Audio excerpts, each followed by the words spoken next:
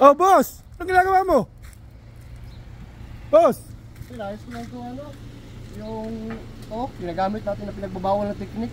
Kasi parang basura na siya. Yan, kasi para maganda naman tingnan, hindi tayo mabash kasi daming sabi delikado daw. Nasa inyo naman yun pagka nasa diskarte nyo yun.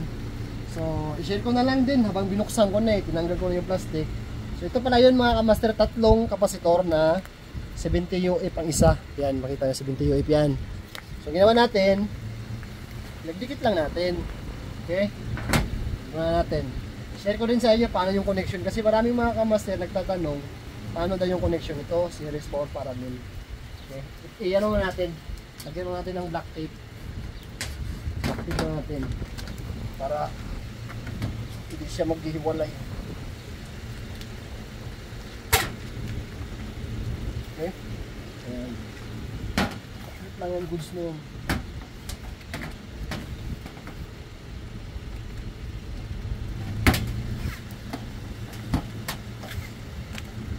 Dami nang napaandar na compressor nito eh.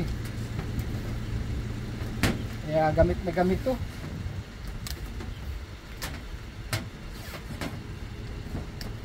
Okay, ganyan.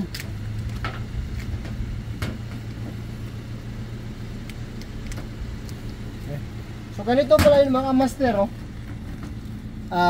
yan makita yung mga wire. Tanggalin natin para malinaw. Para hindi magulo tingnan ba. Okay. Malinaw pag okay. Okay, so ganito lang mga master. Yan. Kung makita nyo ito yung running, ito yung starting.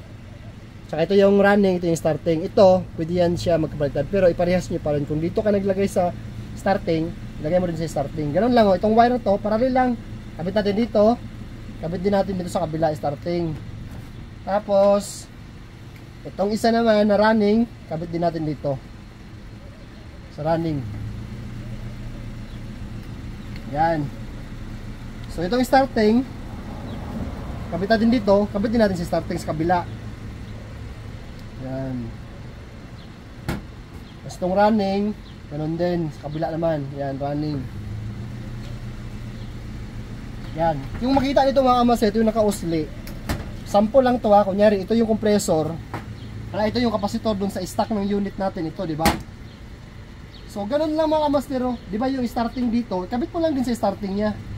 Yan, tapos yung running, kabit mo lang din sa running. Tapos, di ba may wire to dito, starting papunta sa compressor, tsaka yung running papunta sa compressor.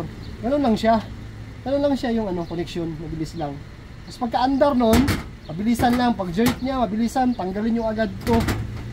Huwag nyo hayaang tuloy-tuloy na nakakonekto kasi pag high ampere yun, delikado. Bibigay pa yung winding niya, mag-open. So pagka under agad, tanggalin nyo agad, bunot agad. Pwede rin nyo lagyan ng switch. Kung natatakot kayo sa ganitong trabaho, pwede nyo lagyan ng switch. Kasi pag na-on nyo, na nag-jerk, iingay na yung compressor, open nyo lang sa switch, hindi nyo na kailangan bunutin agad. Okay, so ganun lang. Pero ganito nga kamaster, ginagamit ko sa ganitong tatlo. Sa mga to, like 5 tons na mga compressor, matagal na siyang hindi umandar ba. Ito yung ginagamit ko kasi medyo matigas na yun. Pero pag mga maliit naman na unit, like mga 2 HP, 1.5 HP, huwag yung gamitan ng tatlo kasi baka masunog yung compressor nyo. Gamitan nyo lang ng unang gawin nyo muna. Ito lang muna isang 70. Yan, ito lang muna, tsaka yung stock niyang kapasitor. Ngayon kung ayaw pa rin, kabit nyo itong isa.